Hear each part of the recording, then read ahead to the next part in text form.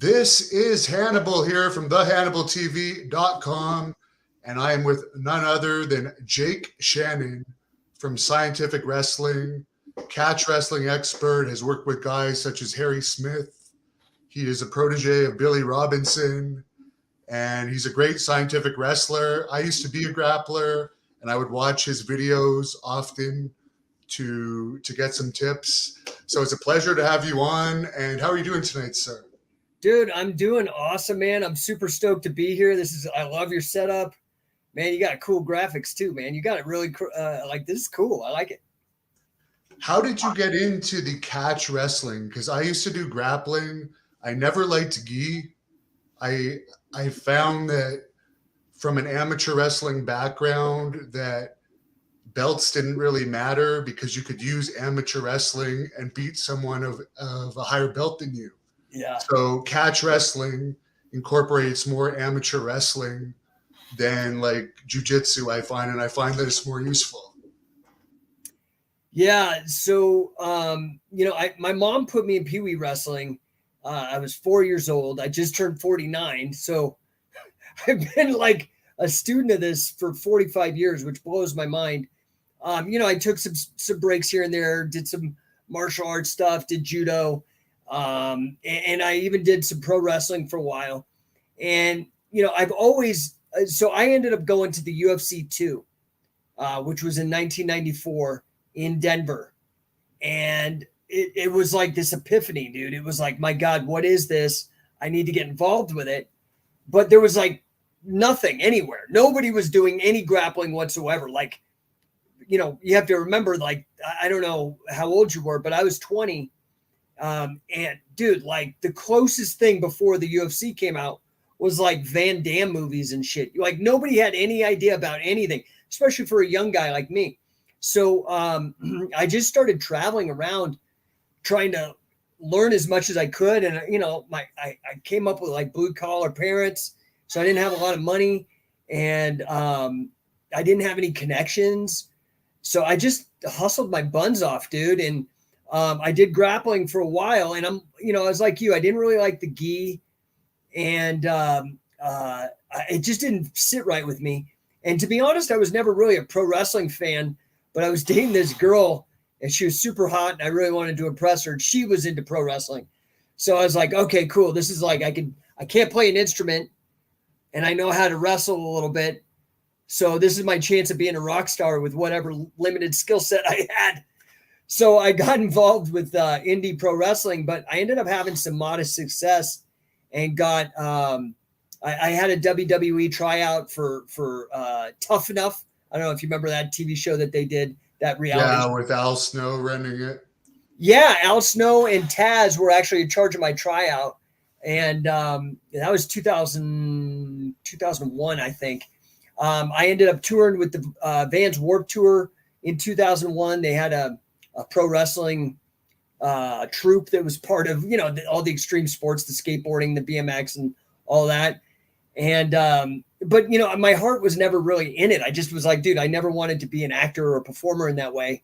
I always really liked it. And I think all my complaining about the theatrics rung true with some of the old timers. I was part of this fraternal organization of wrestlers called the Cauliflower Alley Club. And, they kept telling me about this catch wrestling thing. And at the same time, I started working out with these Japanese wrestlers. And they were heavily influenced by catch wrestling. Guys like Karl Gotch and Billy Robinson who worked in Japan. And so I started just everything was converging on this catch wrestling thing. And at the same time, Sakuraba came up and just mowed down Gracie after Gracie. And that was so mind blowing to me because they had been so dominant. I didn't realize it was because of the way they were booked, because I was still kind of new and didn't understand that. But it blew my mind to see this guy who's claiming pro wrestling to crush everything. And so I just did more and more research, and everything brought me back to this old style of wrestling from which folk style, freestyle, Olympic, all the Olympic wrestling, the WWE and submission grappling all came from. Notice catch can wrestling or scientific wrestling. And so I really got it in my head. I got the bug. I knew it was like my life's calling.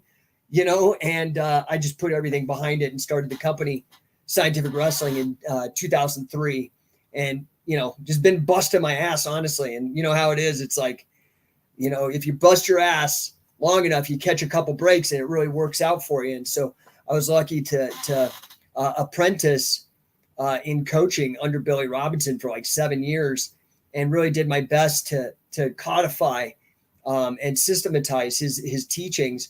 And I was mentored by Karl Gotch, and spent a little bit of time with Gene Labelle, spent some time with another guy named Dick Cardinal, and just did my best to really keep this sport and keep the technique, the canon of technique alive, and keep it relevant for the modern age. Now, what does catch as catch can mean?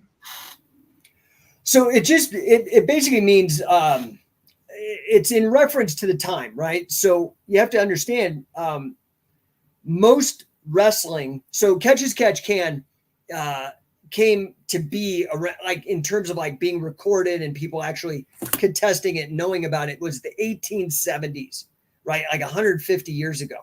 And so up until that point, almost all wrestling was upper body wrestling, similar to like you see in Greco-Roman in the Olympics, right? So catch as catch can, the innovation was, and this is what the term means, was catch hold of anything, including the legs or getting on the ground. So it was a freestyle. That's why in the Olympics, how at the Olympics, they introduce a sport that's indigenous to that country. Well, the 1904 Olympics was in London.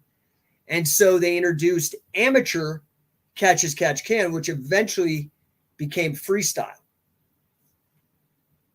Now, as far as Billy Robinson, how did you get connected with him? And could you share some stories about him? Oh, man. Billy was an amazing human being, like truly larger than life. Man. So I had actually, I had connected with Karl Gotch first. And this was about 2004. I just found his address back in 2004. The internet was like still relatively new, right? Like the .com bust had just happened. And, but I was a really good researcher. And so I was able to find his address, and I wrote him this letter. And in the letter to Karl Gotch, I told him, what my vision was. Like, I'm like, this is a great sport. I want to stay true to it. I want to create competitions. I want to bring it back, man. I think it's possible. And I just sent it out and never really expected anything. Because he had a reputation for being kind of a curmudgeon and not suffering fools lightly. And so I just never thought much of it. Now, I was in LA at the time, and I was actually playing hooky for my job. I have a master's degree in financial math, and I had some stupid job in an investment bank, and I was making great money, but it was boring and I didn't really like it. So I was playing hooky, and I was an extra on the Adam Sandler remake of The Longest Yard. And I'm sitting there, and it was, there's a bunch of wrestlers on that too. Like Stone Cold was in it and a couple others. Anyway, I'm sitting there bored in between. Kevin Nash and Great Khali. Yeah, and the Great Khali. Yeah, you know the movie. So I was an extra on that. I was bored as hell in between takes, and my phone rings, and I'm like, all right, whatever. And I pick it up, and it was freaking Karl Gotch. So I played hooky for my job, and then I played hooky from the extra work and bailed on that too. And I sat on the phone for a couple hours, and Karl and I became very good friends, and because of that, Karl didn't know how to use the internet. And so I'd already been doing a lot of work with catch as catch can wrestling and trying to bring it and make it relevant in the modern grappling scene, right? Mostly inspired by Sakuraba. So on MMA.tv, I don't know if you've ever been on there, the underground, I used to have the first catch wrestling forum. We're talking, again, this is 2003, 2004. And people knew I was in touch with Karl. And so they'd ask me questions, and then I'd send them to him, and then he'd write me a letter, and I'd post it up or whatever. One of those people that reached out to me was Josh Barnett, because Josh had been wanting to get a hold of Karl. And so long story short, Josh Barnett was like, hey, man, there's this Japanese fight magazine, Gong or some shit. I can't remember the name of it, but they wanted to do an interview with me and Karl. do you think you could help put that together? I was like, yeah, of course, man. Shit, that's cool. Long story short, I had been searching for Billy forever because, you know, I really looked at what Sakuraba's doing and I wanted to reverse engineer that. And it all went back to Billy Robinson. But he was in Japan still. And I didn't have any connection. I didn't know how to reach out to him. But I had Karl. Anyway, Josh knew Billy. And so as kind of almost like a quid pro quo, like a trade, he was like, well, you hooked me up with Karl. Here, I know you've been wanting to get in touch with Billy, so here's Billy. And that's really how it started, was an intro with by Josh. Now, I know Harry actually spent some time with Billy as well, and he said he was quite a character outside the ring. Like when the waitress would say, do you want anything else? He'd say, yes, your number. But I've seen Billy in actual videos with you. Yeah. What was it like training under a guy that's such a master of submissions? So, and you know, and Harry is quite good in his own, on his own as well. Like, so, you know, with Scientific Wrestling, which is my company, Harry is one of our very few coaches. We're very stringent about that because we want to maintain quality control, and there's no like black belts or any of that BS. So, but Harry really knows what's up, it sounds like, you know. Harry is great. Now to Billy, and the anecdote that you said is totally hilarious. But the thing that you have to understand about Billy is this guy was just so like truly a wrestling savant. I have two guys that I really consider wrestling savants in all my study. And I've worked with some great guys, and there's some truly genius people out there, you know, like guys like Mark Schultz or, you know, these high level guys. Billy was one of them. And the other guy that I've worked with that is just like beyond anybody, just like Billy, is Wade Chalice, who holds the Guinness record for the most wins and pins in all of wrestling, is a 5-sport All-American, total freak of nature. Billy was very interesting because, like you said, he could say that to a waitress and they would just be so charmed. You know, most people, if like an old dude said that, they'd come off creepy or something. But Billy, he just was so charming and so cool. And they were always just so flattered and loved him and stuff. And so off the mat, Billy was super smart, knew a lot about history, really funny, like cracking jokes all the time, really nice, you know, like, but the second he stepped onto the wrestling mat, it was like Jekyll and Hyde.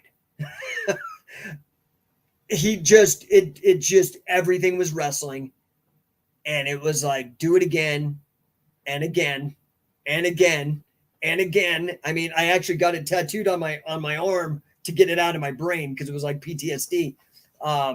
He was very exacting. If you didn't even get a basic move right, he would make you do it for hours. I've seen him break people like psychologically doing this. It was like brutal. So it's weird, right? Because we live in this modern age, and I know people complain about it, and I don't want to sound like one of those people, but it's kind of true when you know these old timers and you've seen the transition in times and the culture change. Today, most people would consider it abusive. He was brutal. He'd call you names. He'd hit you with his cane. He'd slap you if you were. I've seen it, you know. So he was very exacting, dude. But the thing is, you know, pressure makes diamonds. You know, like pressure makes lemonade. Like, and so this is, I think, a big secret of the sauce is he was very, very demanding, and he was very, very brilliant. And if you could listen and hang and do what he said, you would become. My grappling was so when I met Billy. And by the time I had trained with him a couple years, dude, like I was wrestling guys that I had no business wrestling, weight classes above me, skill levels above me, and hanging. It was mind blowing. And this was one of the things that I always saw in the training is these people would come for these like 3-day training camps we do, and they would go back and just mow down guys that they had a hard time for years they could never beat, and they would just go and demolish them the next week. That we would get emails like that all the time. So it was hard, but it was like the best kind of difficult, you know, in terms of growth. He was amazing. I like how practical catch wrestling is. It's very to the point. But as far as Billy, did he ever tell you that story, his version of it, with the Moondogs, where he got into some altercation where some guy allegedly urinated on him? Yeah. So, you know, it's hard, right? Like, so if you were ever the big kid in school or the tough guy in school, everybody wants to make their name by taking you out, right? Like, there's that kind of situation. I don't think that changes when you grow up if you're in a sport like this. And Billy was the toughest of the tough, and he humbled a lot of big name guys. A lot of guys feared him. And the sad fact is, you know, Billy, when the sun was up, it was black coffee. And when the sun went down, it was like John Foster's or some other super dark beer like Guinness or wine. And Billy, you know, I love the man. Like, I named my youngest son after him. He's like family to me. He's changed my life. But, you know, Billy did have a problem with alcohol. And in that situation, he was like two sheets to the wind, and they took advantage of that. And that's what happened.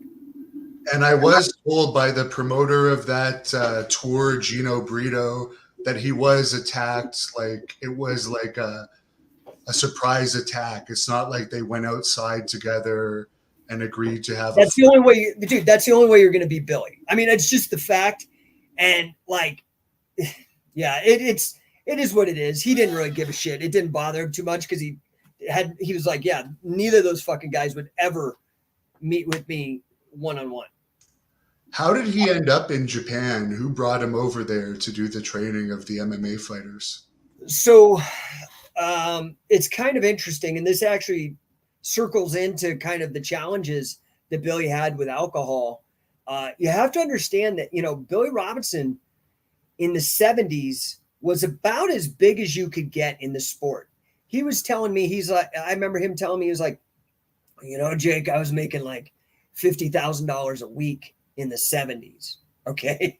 And, you know, like, that's with much worse purchasing power, right? Like $5,000 bought a new car back then. He was making bank, really well known, very respected. He had done that movie with Ed Asner and Vern Gagne called The Wrestler. He was about as big as he could get. And I'm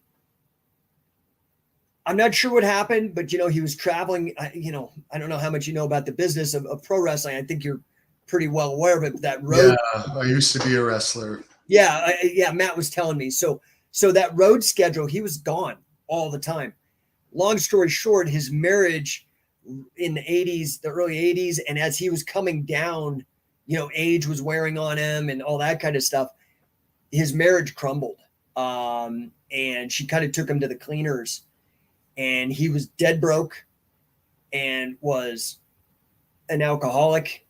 And I mean, broke. He, when the Japanese found him, he was a gas station attendant. Like, it was bad. And so, when they were putting together the UWFI, which was like a proto MMA organization, you had guys like Dan Severn, Sakuraba, all these guys doing worked shoots, but it was hard to tell. You know what I mean? It was like really cutting edge stuff.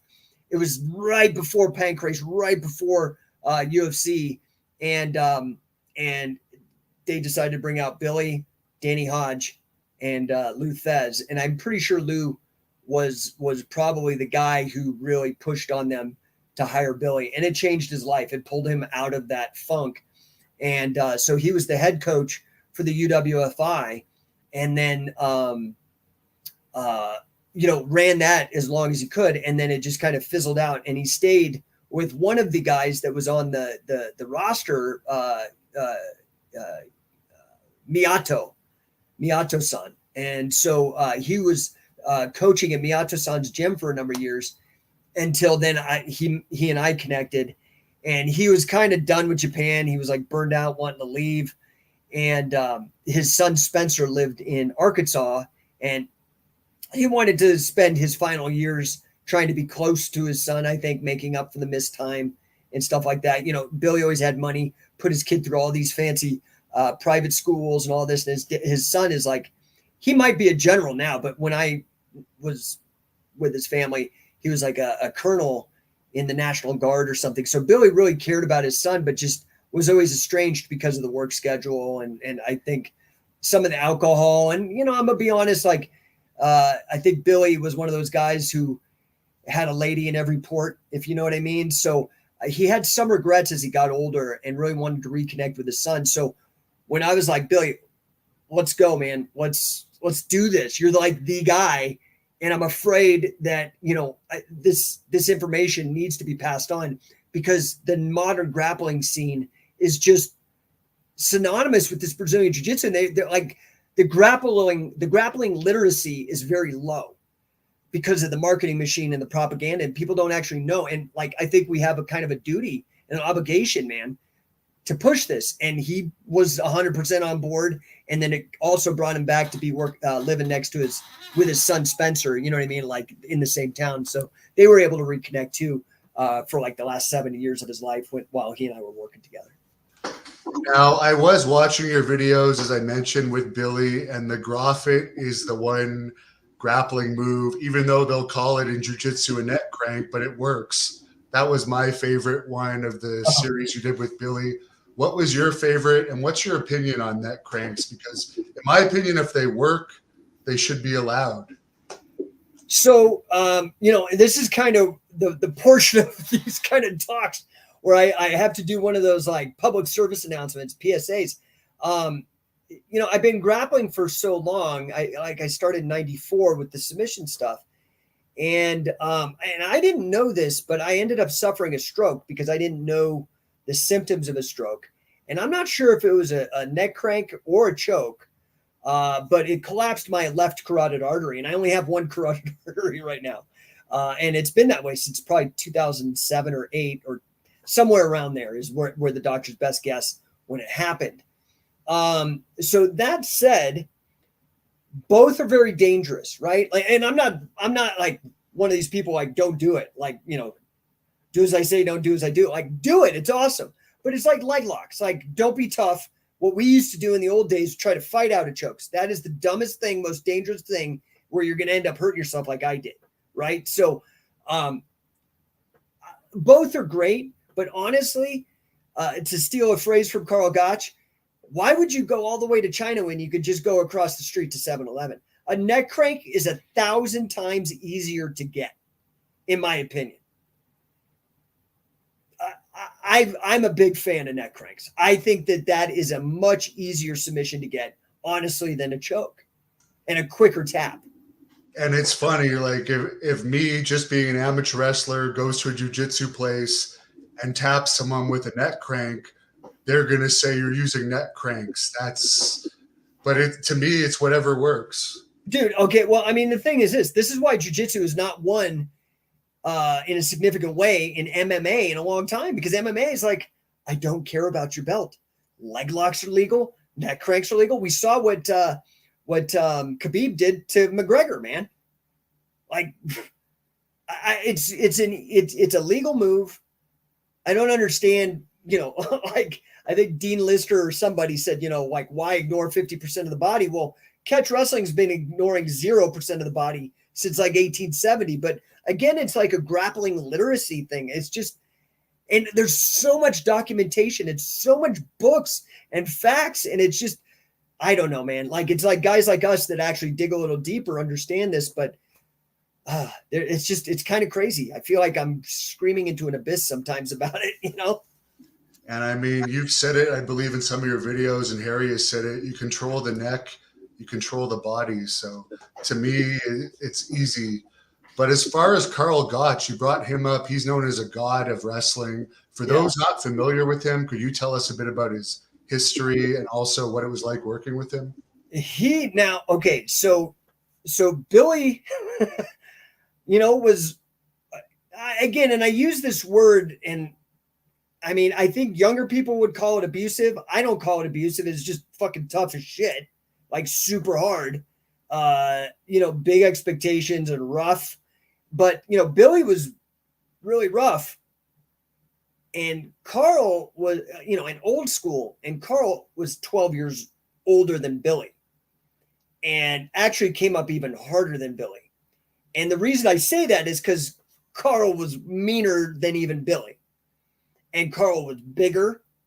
And honestly, I think Karl, honestly, in my opinion, looking at the two men, they were friends. I think that Billy was the better wrestler and Karl was the better athlete and was stronger. So it was a weird mix. Like if they ever, so they did wrestle a lot in Wigan, but you have to understand. So Karl grew up in Belgium. He was a Greco-Roman and freestyle like national champion multiple times. Okay, this guy was very gifted athletically and loved wrestling, and so he just crushed it. He ends up now. Remember this. He was coming up during World War II. His dad was a member of some sort of like Freemason group, but it's called the Order of the Buffaloes. It was like this obscure, but it's like a Freemason, like a fraternal order, right? And what you have to understand is during the Nazi era in Europe, it wasn't just the Jews and the gays that were rounded up. All the people that were part of secret societies like Freemasonry stuff, they were thrown into the prison camps too. This is like, you can Google it, like look up like Freemasons and Nazis, and you'll see this, like they were enemies, right? And Karl's dad, and because of that, Karl as well got thrown into a concentration camp, and he nearly died of starvation. So he just had a rough coming up, and then he's a wrestler on top of that, and so he gets freed by the Allies out of this concentration camp, goes back to wrestling, and in the 1948 Olympics places 10th in the Olympic Games for wrestling. Now, just I think I mentioned earlier in 1904 the Olympics were in London, and that's when amateur catch can was entered, which is now freestyle. Well, guess what? In 48 they were back in London, and Karl was in London, and Billy's uncle, a guy named Alfred Robinson, was down from Manchester at the games and was scouting talent. And Alf went up to Karl, I'm sorry, and said, dude, you need to come up to Wigan and check this out. I think you'd enjoy it. And, Karl was always like very proud and maybe even a little bit arrogant. And he was like, oh, yeah, fine, I'll come up there and kill him. Because he was like 6'3" and 240 and could do like the Iron Cross and gymnastics on the rings. This guy was quite an athlete. And he went up to Wigan, and all the middleweights were just cleaning the floor with him. And Karl was like, shit. And he stayed there for 12 years. Okay. But let's say, I don't know the numbers off the top of my head, but I know that the age difference between Billy and Karl was 12 years. Billy didn't start until he was like 14. Karl was already there. So Billy started wrestling Karl when he was like 14-year-old, and Karl had already gone to the Olympics and was like 26 or something, right? So they ended up having almost like an uncle relationship. And so, Karl was just, here's what I'll say. He had this reputation, and it was well earned. I mean, he beat people up. He was mean, right? But my personal relationship with him, he was super funny. He was really knowledgeable, and he was very giving. Now, he didn't tolerate any bullshit either. And so, I just never came in with any pretense of anything other than just trying to learn. And he was always very good to me. But I have heard stories of him just being really rough with people if he felt that they were trying to take advantage or do anything fishy with him. How was he as a mentor compared to Billy? Obviously, he probably had less personal issues, but as far as the actual training. So I didn't get much training with Karl. It was much more of like a mentorship. We were on the phone probably 3 or 4 hours every week. And it was actually like, I couldn't get him off the phone. If you go to karlgotch.com, I put up a memorial page, and I was able to record a number of the phone calls. So there's probably 20 or 30 hours of phone calls up there that you can listen in on these conversations where I'm trying to figure it out. This is around 2004, between 2004 and 2007 when he passed. I did get to work out with him on 2 different occasions. He made me do the Gotch Bible, which was absolutely brutal. And he also let me swing his gata, his mace, which then inspired me to produce the mace bell, which is crazy to me, is now like actually like a big thing. Like everybody's swinging a freaking mace now, which is totally crazy to me. That I was like the guy who kind of started this off as like actually a fitness thing, as a maybe an alternative or a complement to kettlebells. So I only really got to work out with him twice, but you have to remember, so he was 12 years older than Billy. And even when I was there, like I was asking him to show me stuff and he could barely move because of his hips. So I didn't get a whole lot. And I tried to, like intellectually learn from him as much as I could. And you can hear on the conversations, it's not easy. He wasn't as intellectual as Billy was, right? And so, for me, my time with Karl, I learned a couple cool tricks. He showed me this interesting, you do a near side, like a leg ride, like what we call a side ride, which is one hook in jiu-jitsu parlance. And then you take a far side Nelson for that pin. He showed me that as an alternative, an easier way to do a twister. Cause I was like, Billy, everybody's doing the twister. Remember, this is like 2006. It was like when the twister was trendy, remember Bravo had just beaten Hoyler or whatever. And I was like, let me show you this move, this thing. And he's like, oh, well, why do that? Do it this way. It's like, oh my God, dude. So he was brilliant. He had a lot of cool stuff. He showed me a couple toe hold things because he could move around and do those. But anything getting on the ground was really difficult for him. Billy, on the other hand, he had difficulties. He was pretty crippled up, but I was able to have other bodies around. And so, and Billy was great at like coaching. He could get, I think Karl had a hard time getting the information out of his head into somebody else's body. He could get his body to do it, but he had a hard time. Billy was like a master at that. Now, I don't think a lot of people could understand Billy. And so that was a value that I offered. Like for some reason, I just understood what he was saying. And he was like, you could ask Harry, like half the time it would be like, he'd be trying to show somebody something and I'd be working with somebody else and he'd be like, Jake, get over. I'd have to stop and go do the thing. And and he'd make me show how to do it or whatever. So, Billy was my coach for 7 years. And it was a coaching relationship, and it was like an apprenticeship, like in the old medieval guilds, like that. It was actually 7 years that you'd have to apprentice before you could be a master at whatever the craft was. Right. So, I was very blessed to get that time with Billy. Karl was more about like the philosophy and a lot of the training. I was running a club at the Santa Monica the wrestling room in the Santa Monica High School during my time being mentored with Karl. And so it was like I would get on the phone and I'd have these problems while I was coaching these guys. And then Karl would tell me what to do. And then the next week I'd try to do what he told me. And then I'd tell him what problems you know what I mean? I don't know if that makes any sense. It does. And I appreciate your answer on that. Matthew Granahan, the King of Connecticut, has a question. Did Billy ever tell you any stories about Don Morocco or Vern Gagne? Apparently, they both trained with Vern in the AWA. So yeah. So, hey, what's up, Matt? By the way, Matt's the guy who got me this booking and the last booking I was on like 10 minutes ago. So big thanks to Matt Granahan. So, not a lot on Don, but that's probably just because I never really asked him about that. But of course about Vern. So, Vern was a real controversial character. Some people hated him. But I think that's what happens when you become a promoter and get on the business side. You just got to make tough decisions, and it just pisses some people off. Look at Vince McMahon, right?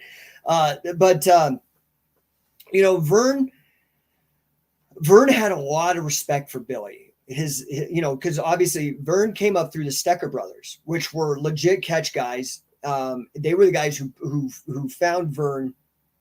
I think Vern was an AAU champ. They found him, brought him into the pros, started teaching him a little bit of the catch.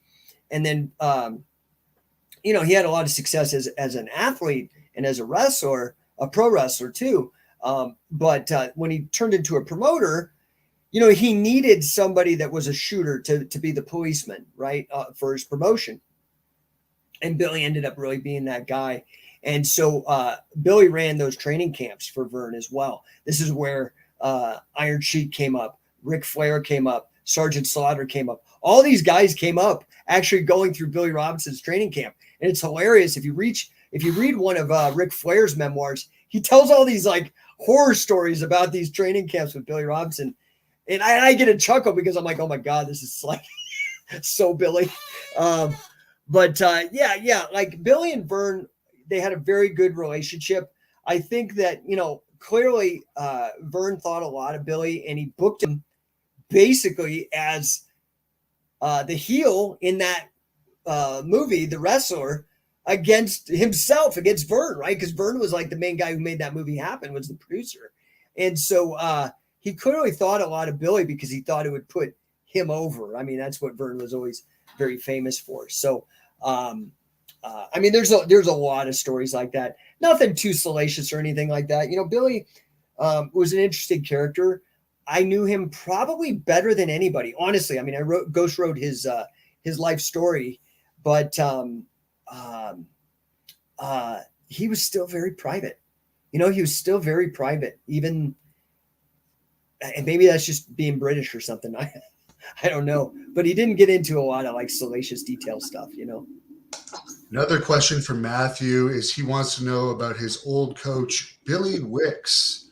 Did you ever have any familiar with him, another shooter?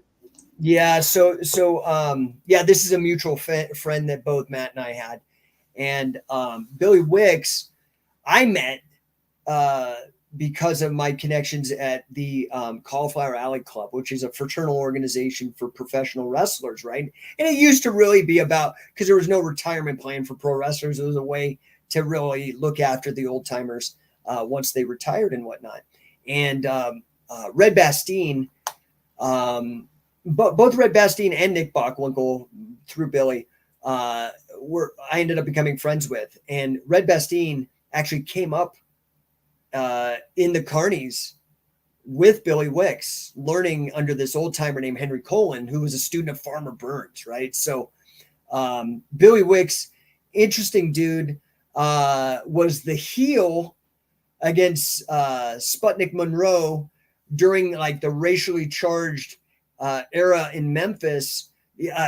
Billy Wicks like knew because Elvis was actually on the fringes of the Memphis wrestling scene every once in a while, and Billy. Yeah, I was just talking about that the other day, that Elvis would show up backstage to those matches. Yeah, and so you know, Billy Wicks, you have to understand, like, so Sputnik Monroe, and we're talking the 60s, the height of all the like super like rough time of like civil rights and Martin Luther King, and it's in the South, and Sputnik Monroe really came up on you know, the right side of history, right? He was the guy like defending these people, and Billy Wicks was like the heel. Now, of course, this is acting. I knew Billy; he was a great guy. He was not no problem with any of that. But he was like blonde hair, blue eyed, like all American. So he was the perfect foil for this program, which eventually put Sputnik Monroe over, right? Because, you know, it was the right thing to do.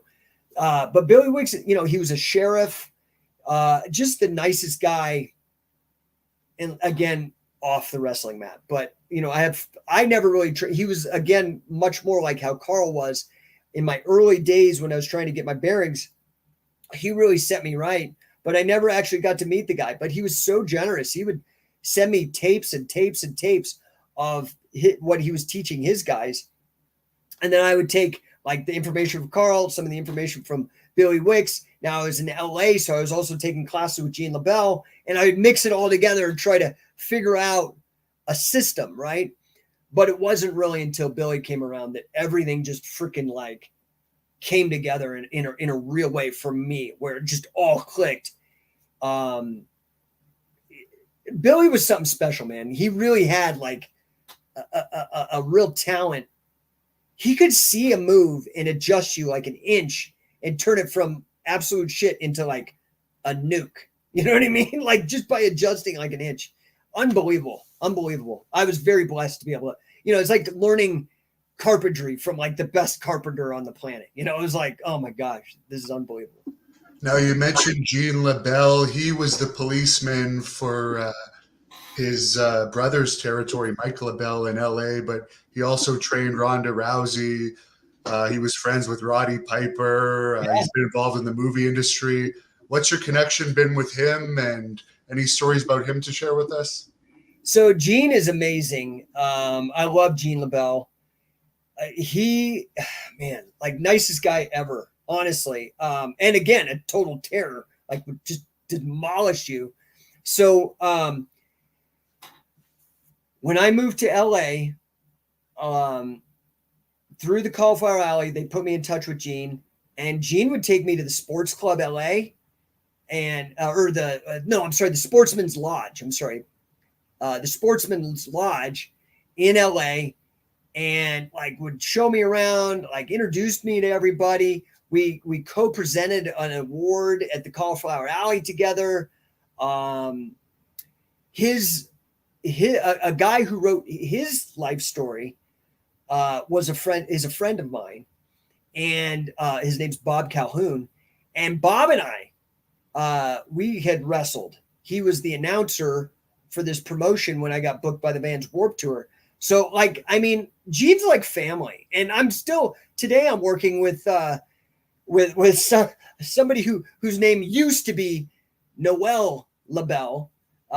Gene dubbed her that, but she's like a high mucky muck in the Stuntmen's Association in LA. I think, like the only woman to hold an executive role for one of the big organizations. She's really influential.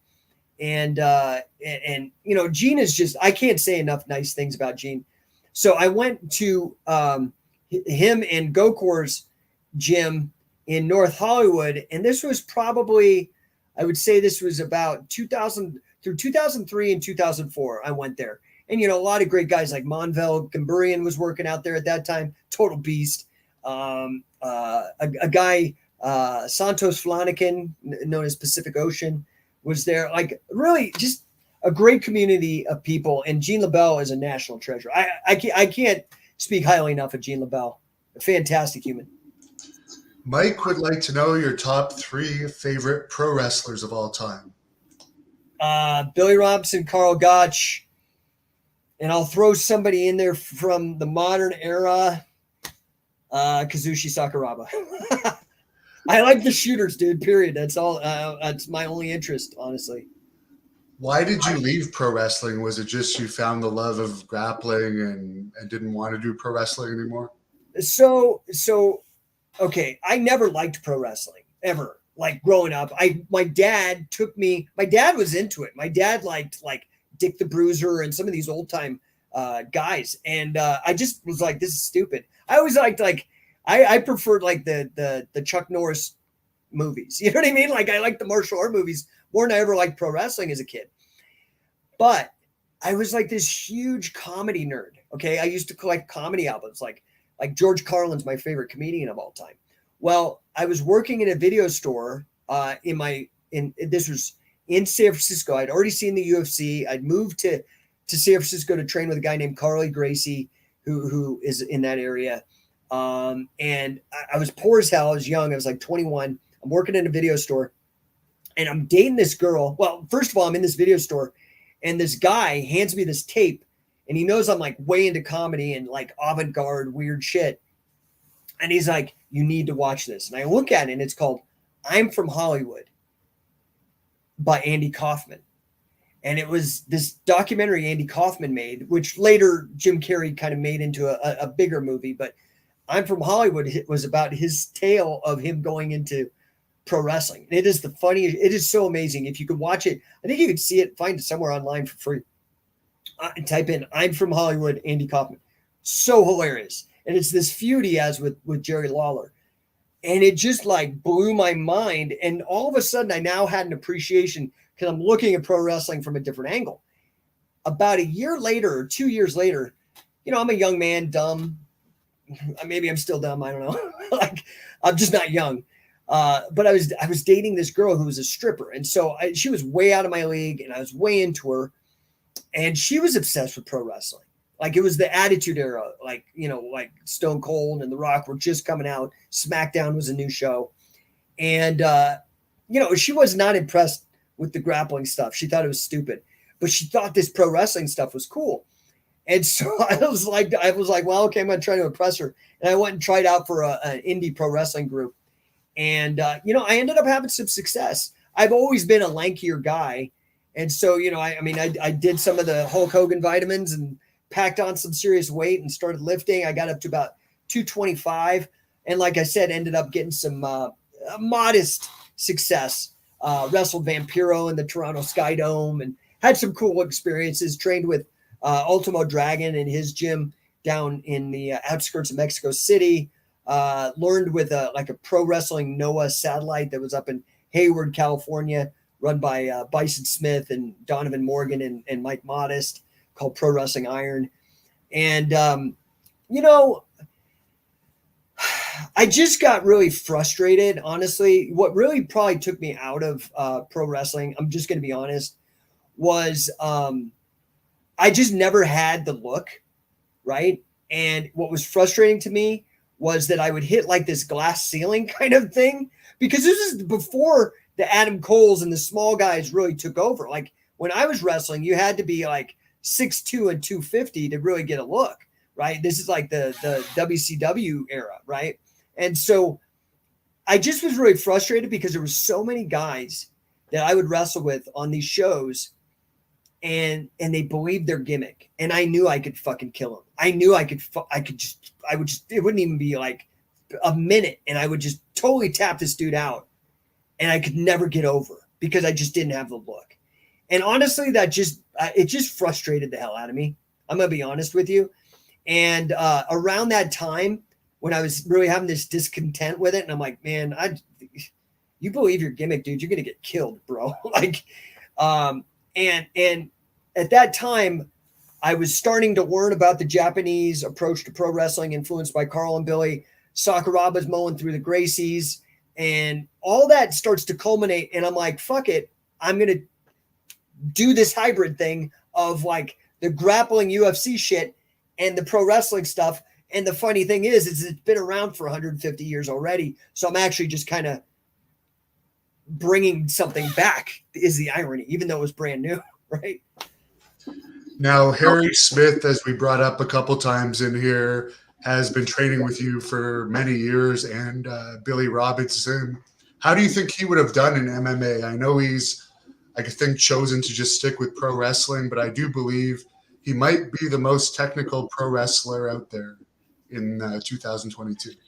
So, you know, there was a time there when I was younger and before my karate and stuff. I mean, I was doing everything to learn from everybody. I mean, again, Red Bastien, Gene Labelle, Dick Cardinal, like all those guys, right? Fujiwara. I was the only guy. Well, then all of a sudden, this young stud comes around. He starts doing it because he's actually traveling to Japan. So he's actually getting to work out with all these guys. Plus, he's starting to now add working out with Sakuraba, working out with like Josh Barnett and all these kind of guys, because he's so much younger and he's like bigger and a better athlete than me, all these kind of stuff. Well, because of my connection with Billy, Harry starts coming to all the practices, and I give Harry a hard time. The phrase that's tattooed on my arm, honestly, the do it again. We were going to get t-shirts made originally because Billy used to give Harry. Now Harry was like one of the youngest guys, so you got to cut him some slack. But it was originally do it again, Harry, because he made Harry go through these moves so many times to get it right that it was actually kind of comical, right? But pressure is a privilege, and pressure makes diamonds. And Harry, I'm sorry if there's people that don't like my cussing, but he's a motherfucking ninja, dude. Harry's a badass dude. Like, he's won Naga championships. I've been like putting together these catch wrestling championships. He's won those. Harry's fucking tough as shit. And if you ever pummel with Harry, it's like pummeling the wall. Like, the guy is just solid muscle on top of it, like strong as hell. So, I think if Harry, Harry's, the irony is I'm getting old. Well, so is Harry. He's he's getting older as well. And so, I think he's been smart about it. I think he's entered into grappling competitions and all that kind of stuff. I think Harry would have killed it in MMA, 100%. I have no doubt. He's just a phenomenal athlete, just great stock, dude, and had the best training and the best training partners. So he would have absolutely crushed it, in my opinion. But I don't begrudge him taking the smart route and leveraging the legacy and, the family connections, man. He's just smart about his path. I think he's worked himself into a really good position. And he trains every day in MMA and grappling still as well, pretty much. So he takes it very seriously. Matthew wants to know if you have any Vampiro stories. So I met Vampiro first in Calpan, which is like this suburb of Mexico City, where Ultimo Dragon had his dojo. And I met him at a show that we were all at. And just such a cool dude, man. Like, no pretense, really awesome. And then 6 months later, randomly, so I'm on this group of wrestlers for the Van Warp Tour. And so on the Warp Tour that year is Rancid. I don't know, the old Operation Ivy band, but they renamed it Rancid.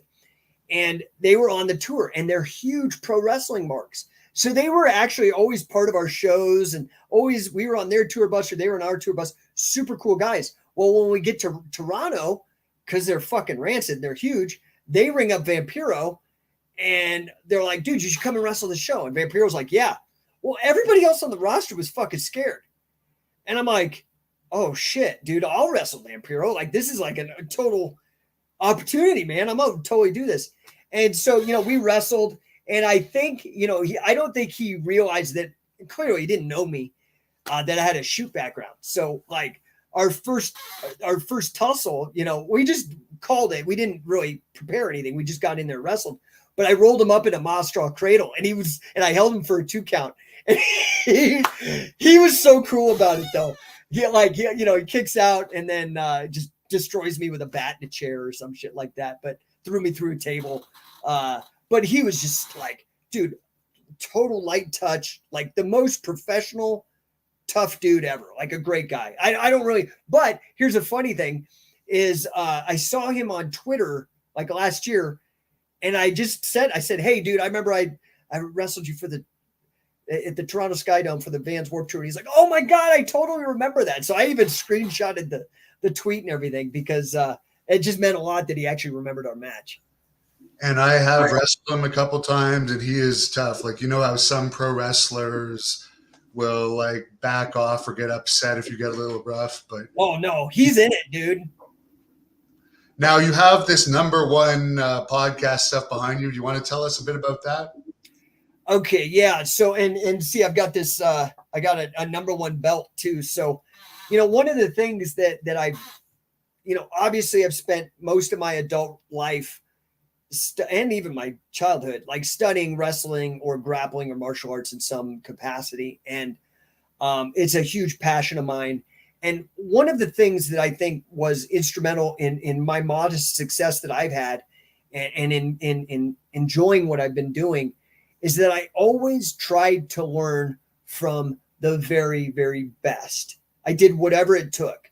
So, I mean, I think this interview is maybe a testament to that. I sought out Frank Shamrock and became one of his, instructor in his system, because I thought Frank Shamrock was the best. I sought out Billy Robinson. I sought out Karl Gotch. I sought these guys out. Wade Chalice, literally all the #1 guys, because I think it's important that if you're going to raise your game, that's how you do it. If you suck at snowboarding, you want to get good, go snowboard with some guys that are sponsored. You'll get real good real quick, because otherwise you just get left in the dust, right? And so it's the same, I think, in any modality. And so, my other passion besides grappling in life has really been business, namely entrepreneurship, because I think it's the last place truly where people can be free. And what I mean is that like you truly take your own fate in your hands. And so for me, number one is the name of my business coaching venture. Scientific Wrestling is the name of my grappling venture.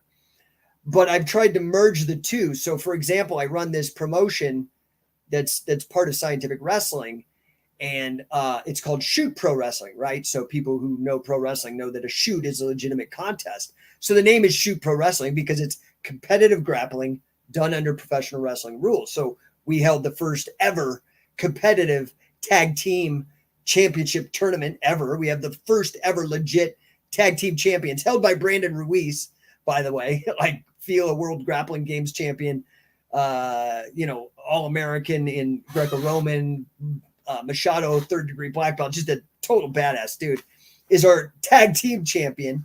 And Jacoby Jones, who's a badass MMA guy and wrestler in his own right, just won our middleweight championship. Well, anyway, I've been trying to integrate the two in a way. And because I believe that in the case of wrestling, part of what I've brought, besides like really high standards and being able to model and systematize what I've learned from all these number one guys, is also to show people how business is crucial for the sustainability of these sports, right? So you were a freestyle wrestler, right? You did pretty good from what Matt was saying. Like you're a badass, super humble, but like did really well. Many years ago, yes. I don't know about these days, but yeah.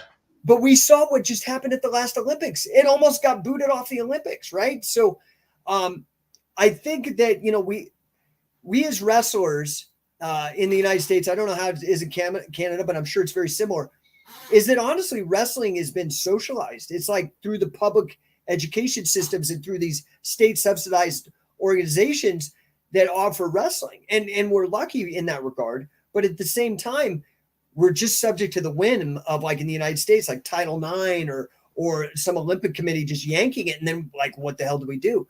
And also it's been a challenge for a lot of amateur wrestlers to actually make a living, right? So thank God for something like the UFC that or even WWE that allows guys like Brock Lesnar to make real money, or even Kurt Angle to make a lot of money actually being a wrestler. Because you look at Jordan Burroughs, sure, there's these awards where they can get hundreds or $200,000 or $300,000, but it's nothing like the money that Brock or these guys make once they actually get into a big fight promotion. So for me, the vision is, again, really competitive grappling under professional wrestling rules. I think we can merge the two of them and make a kick-ass business.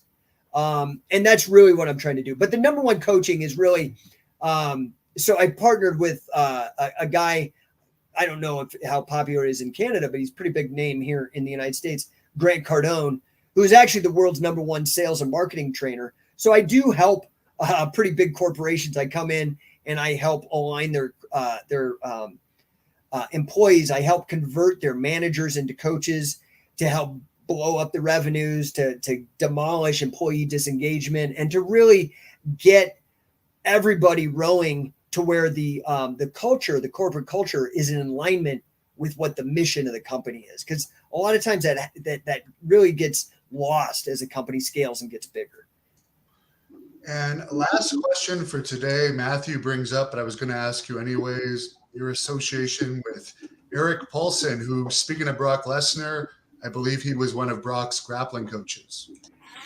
Okay, so we brought up Gene Labelle earlier. Eric reminds me of like a modern Gene Labelle. Like Eric is probably, in terms of martial arts, probably, and maybe somebody would argue with me, but this is just my opinion based on a lifetime. Eric knows so much. I've never met anybody who knows so much about such a broad spectrum in the martial arts world. And on top of that, Eric's a great guy, super funny. I love Eric. Eric is just a truly great guy. And what I love about Eric is that, so, I'm like pure catch. Like I really sure, I know a little bit about jiu-jitsu and I know a little bit about Greco and I know a little bit about Sambo, but like, I know I'm really down that catch rabbit hole. And that is my freaking lane. Like I know that upside down and sideways. Okay. It doesn't matter. I just know it. What Eric has been able to do is that he's super knowledgeable, but he's like an ambassador. Like he's able, there's a real animosity that goes back for years, and it's mostly healthy. I think some of it turned ugly if you study the history, but between Brazilian Jiu-Jitsu and catch wrestling, or luta libre as they call it in Brazil. And Eric has been a fantastic ambassador in terms of like creating this idea of hybrid grappling and really doing a lot, I think, on the no-gi scene. Like, it's famous in like, I can't remember if it was IBJJF Worlds or something, but he beat some guy with a leg lock and almost started a riot right back in the day. And now it's like what everybody does. So Eric holds a really special place in this sport. And like I said, just one of the most, like an encyclopedia. Like you could ask him anything, and ask him about Sabat, ask him about capoeira, ask him like about acupuncture, and he'll actually have like really good actionable advice. So yeah, it's hard to go wrong with Eric. Eric's great. And as far as where fans can follow you, where can they look you up? Well, Scientific Wrestling is like kind of the flagship site. That's probably the easiest. But if you're on the socials, I really, I think Instagram is probably my main place where I focus. But, so at Scientific Wrestling on Instagram, we've got a pretty good YouTube with a bunch of content on there. I'm on TikTok. And again, it's all under Scientific Wrestling. Twitter, I think, is just because I couldn't get the whole name. They won't allow for, or they used to not allow for long names.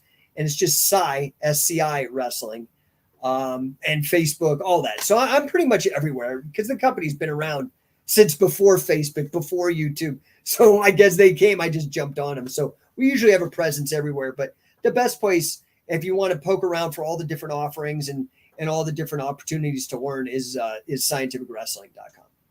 Yeah, and you started YouTube before I even started this channel, because I remember back between 2008 to 2010 when I was doing it seriously, I would often watch your videos. Oh, I'd encourage anyone that's grappling to watch your videos.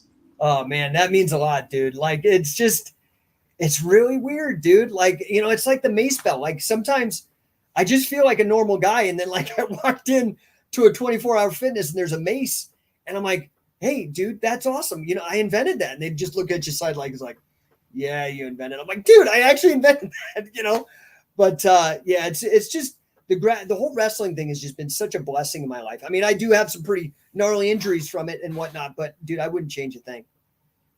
Yeah, I'm actually impressed that you're still going after how long you've been doing it. But I'll let you close this off with whatever you want to tell the fans. It's been a pleasure speaking with you, and anytime you want to come on, just message me. Dude, I just really appreciate the opportunity. I still feel like a kid. I've got more excitement for Catch as Catch Can and Scientific Wrestling than I ever have. And, honestly, right now, I have a vision. The vision's been pretty much the same since 2003. I believe, in my heart of heart, I believe that this is the greatest combat sport known to man.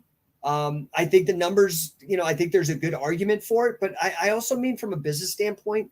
And so that's really what I'm trying to do. Like my mission, I haven't memorized. Anybody who watches my podcast, they probably haven't memorized because I freaking spout it off all the time. But my mission is to get and this is a lot, there's 8 billion people on the planet. My mission is to get every man, woman, and child on the planet involved with and improving their life through Scientific Wrestling, Catch as Catch Can Wrestling, as either a fan, athlete, coach, promoter, or some combination of those four. So I would love if you feel any of the spark that I've felt and the passion for this incredible sport, rich in history, rich in technique, please reach out to me, man. Like if you go to my website, you can I'll talk to anybody on the phone for 15 minutes. And let's see if we can't figure something out to either improve your life or help me with the mission. So thank you for watching the Hannibal TV. Please help me out and like this video. Then click the subscribe and get notifications.